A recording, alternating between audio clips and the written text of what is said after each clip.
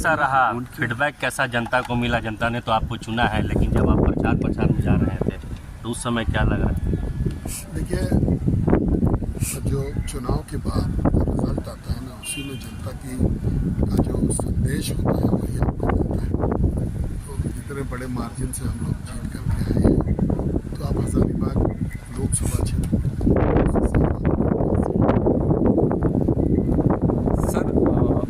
झारखंड में इस बार जिस तरह का परफॉर्मेंस बीजेपी का होना चाहिए था वो नहीं हो सका। आखिर क्या कारण सर? क्या कल्पना सोरेन सबसे बड़ी फैक्टर बनी बीजेपी को नुकसान दिलाने में?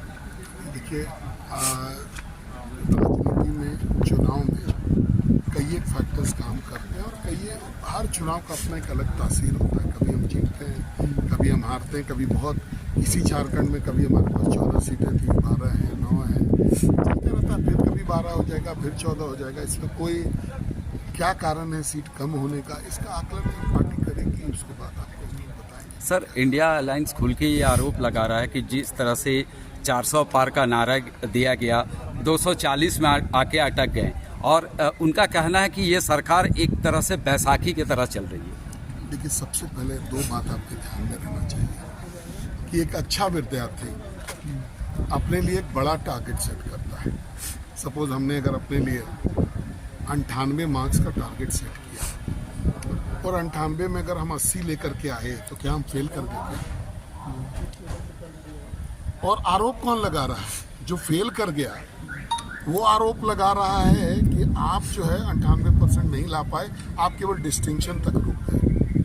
भाई, डिस्टिंक्शन भी अच्छा ही माना जाता है। आज एनडीए पूर्ण बहुमत से सरकार बनाती दिख रही है, आपको इसकी सरकार बन चुकी है, ऐसा कहें तो आज कोई अतिशयोक्ति नहीं होगा। तो ये लोग से आप पूछिए कि एक फेल विद्यार्थी एक डिस्टिंक्शन से पास हुए विद्यार्थी से ये पूछने की हिमाकत कर रहा है कि भाई तुमने 98% मार्क्स क्यों नहीं लाया।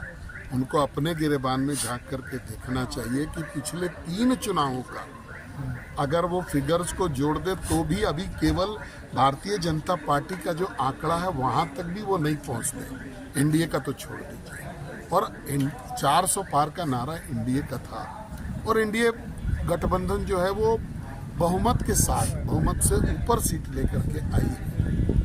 हमको तो नहीं लगता सर को कोई अधिकार है इस प्रकार का अनर्गल बयानबाजी। एक आखिरी सवाल है सर, जेएमएम का कहना है कि जो सांसद यहाँ से बीजेपी के जीत के गए हैं और आजसू के, क्या संसद में जो सरना धर्म कोड है और 27% का जो आरक्षण है, क्या झारखंड के सांसद वहाँ पास करवाएंगे? क्यों हम लोग क्या जेएमएम के गुलाम है कि इस प्रश्न का हम लोग उत्तर दें?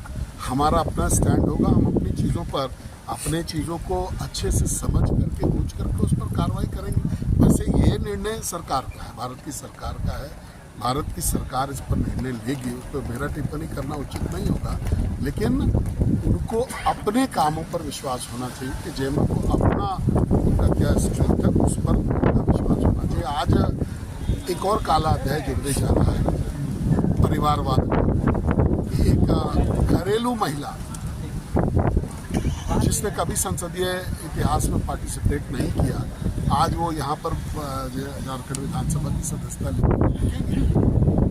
तो सर, वो तो आप विधायक बन गई हैं। आज आप देखिए, निर्वाचित होना ये दिखाता है उनका कि झारखंड मोर्चा में पहले से कोई भी नेता नहीं है, और अगर नेता है भी तो उसका विश्वास जो है पर नहीं है। तभी तो अपने परिवार के व्यक्ति को अपने एक सदस्य की बलिदान दे करके उसको रिजाइन करवा करके चुनाव लड़ा करके समीकरणों के आधार पर जिता करके, आप भी जानते हैं कि समीकरण के आधार पर लोग वहाँ से चुनाव जीतते रहे हैं, तो वो करवा करके लाना परिवार को आगे बढ़ा देने का बढ़ाना जैसा हम लोग मानते हैं। और भारतीय जनता पार्टी परिवारवाद का खिलाफत करती है और जेएमएम के इस निर्णय के भी हम लोग खिलाफ। सर, एक सवाल है कि आप सर आपका दायरा बढ़ेगा।